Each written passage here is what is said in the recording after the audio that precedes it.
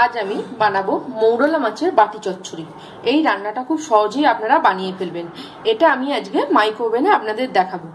এটা যেহেতু বাটি চচ্চড়ি তাই পুরো রান্নাটাই ভাপে হবে। চলুন মৌরলা মাছের বাটি চচ্চড়ি করতে কি কি লাগে আপনাদের আমি দেখিয়ে দিই। মৌরলা মাছটাকে আমি প্লেন ধুয়ে রেখে দিয়েছি। এছাড়া লাগছে চেরা কাঁচা লঙ্কা, পেঁয়াজ কুচি, নুন, সরু সরু করে আমি আলু কেটে রেখে দিয়েছি, ধনে পাতা কুচি, হলুদ গুঁড়ো, কালো জিরে, সর্ষেকে আমি বেটে রেখেছি। রান্নাটা আমি সর্ষের তেলে করব। প্রথমে আমি একটা মাইক্রোওভেন প্রুফ বোল নিয়েছি। এটাকে আমি প্রথমে জিনিসগুলো সব একসাথে মাখিয়ে নেব। প্রথমে আমি সরু সরু করে আলুগুলো এতে দিয়ে দিচ্ছি।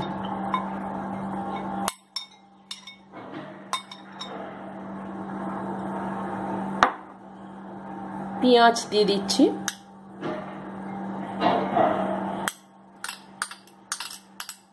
সব আমি একসাথে মাখিয়ে নেব।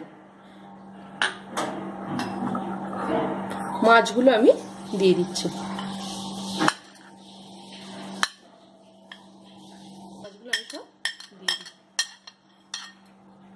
আচ্ছা, আমি 200 গ্রামের মতো মৌরলা মাছ নিয়েছিলাম। এর জন্য আমি পেঁয়াজ নিয়েছি একটা গোটা বড় পেঁয়াজ, আর আলু নিয়েছি একটা বড় সাইজের আলু। এবার আমি ধনেপাতা কুচি অল্প করে দিয়ে দিলাম। চেরা কাঁচা লঙ্কা আপনারা যেরকম ঝাল খেতে চান তার উপর করে দিয়ে দেবেন। আমি 4টে মতো কাঁচা লঙ্কা দিলাম। কালো জিরে ছোট চামচের 1 চামচ, হলুদ গুঁড়ো ছোট চামচের 1 চামচ, নুন স্বাদ অনুযায়ী আপনারা দিয়ে দেবেন। মৌরলা মাছের বাটি চচ্চড়ি করতে সর্ষের তেলটা কিন্তু অনেকটা পরিমাণে লাগে। আমি এখন অল্প করে দিলাম, দিয়ে আমি মাখাবো। তার সাথে সাথে আমি যে সর্ষে বাটাটা রেখেছিলাম ওটাও আমি এতে দেব। এবারে আমি সর্ষে বাটাটা এতে দিয়ে দেবো। সর্ষে বাটা আমি 1 চামচ দিয়েছি, আর 1 চামচের মতো আছে। এটা আমি জলে গুলে এই সর্ষে বাটাটা এতে দিয়ে দিচ্ছি। এটা আমি ভালোভাবে মাখিয়ে নিচ্ছি। আমি ভালোভাবে মেখে নিয়েছি, আর ওপর থেকে আমি কাঁচা সর্ষের তেল ছড়িয়ে দিচ্ছি। এইভাবে আমি এটা মাইক্রোওভেনের মধ্যে ঢুকিয়ে দেবো।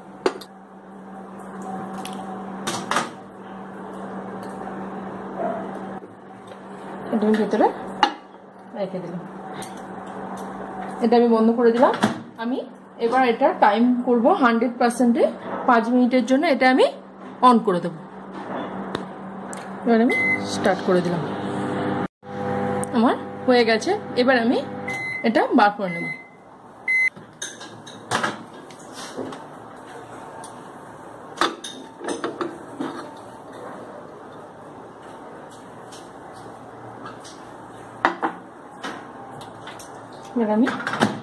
এবার আমি চাপাটা খুলে নেব।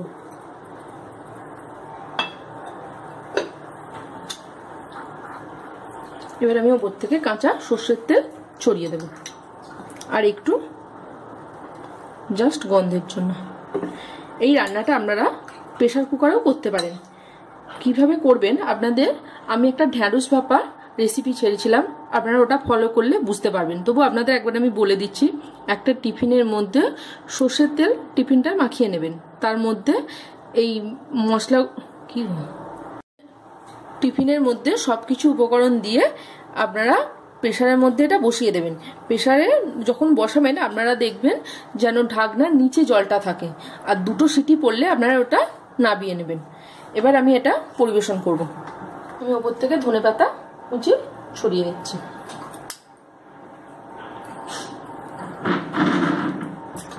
আপনাদের যদি ভালো লেগে থাকে আপনারা লাইক, সাবস্ক্রাইব আর শেয়ার অবশ্যই করবেন।